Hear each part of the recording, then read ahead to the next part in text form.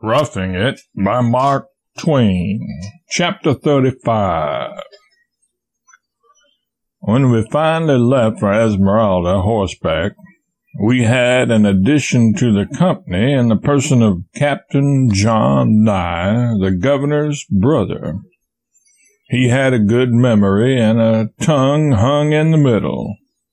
This is a combination which gives immortality to conversation.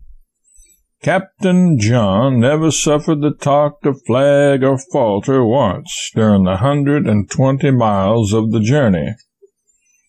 In addition to his conversational powers, he had one or two other endowments of a marked character.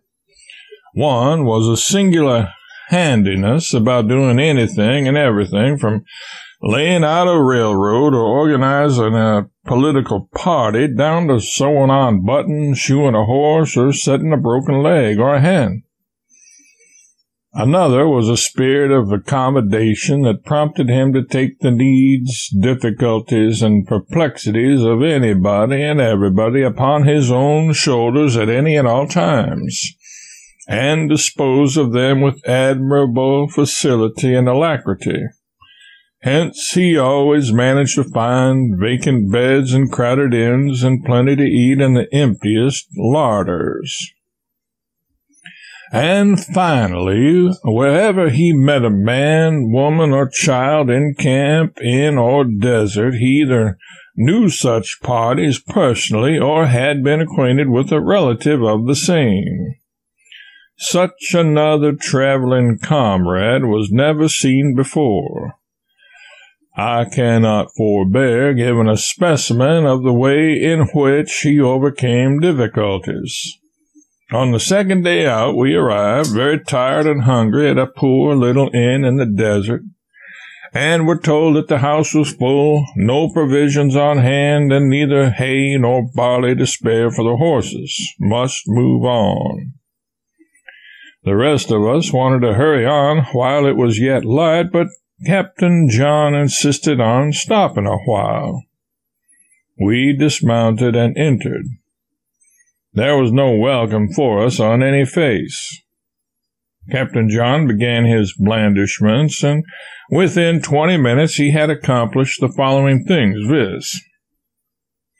Found old acquaintances in 3 teamsters, discovered that he used to go to school with the landlord's mother, recognized his wife as a lady whose life he had saved once in California by stopping her runaway horse, mended a child's broken toy and won the favor of its mother, a guest of the inn, helped the hostler bleed a horse, and prescribed for another horse that had the heaves, treated the entire party 3 times at the landlord's bar, produced a later paper than anybody had seen for a week, and sat himself down to read the news to a deeply interested audience. The result summed up was as follows. The hostler found plenty of feed for our horses. We had a trout supper and exceedingly sociable time after it, good beds to sleep in, and a surprising breakfast in the morning. And when we left lamented by all. Captain John had some bad traits, but he had some uncommonly valuable ones to offset them with. Esmeralda was, in many respects, another Humboldt, but in a little more forward state. The claims we had been paying assessments on were entirely worthless, and we threw them away.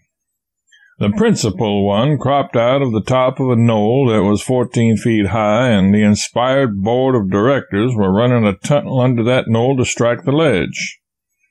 The tunnel would have to be 70 feet long, and would then strike the ledge at the same depth that a shaft 12 feet deep would have reached. The board was living on the assessments. This hint comes too late for the enlightenment of New York silver miners. They have already learned all about this neat trick by experience.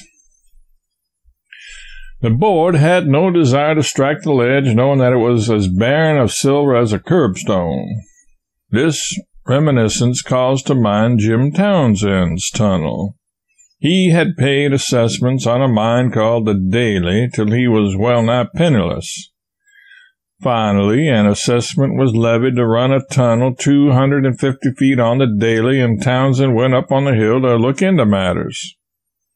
He found the Daly cropping out of the apex of an exceedingly sharp-pointed peak, and a couple of men up there facing the proposed tunnel. Townsend made a calculation. Then he said to the men, "So you have taken a contract to run a tunnel into this hill 250 feet to strike this ledge?" "Yes, sir."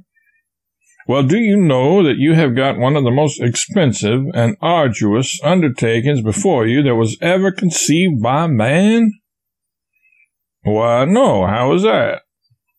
"Because this hill is only 25 feet through from side to side, and so you have got to build 225 feet of your tunnel on trestle work. The ways of silver mining boards are exceedingly dark and sinuous." We took up various claims and commenced shafts and tunnels on them, but never finished any of them. We had to do a certain amount of work on each to hold it, else other parties could seize our property after the expiration of 10 days. We were always hunting up new claims and doing a little work on them and then waiting for a buyer, who never came.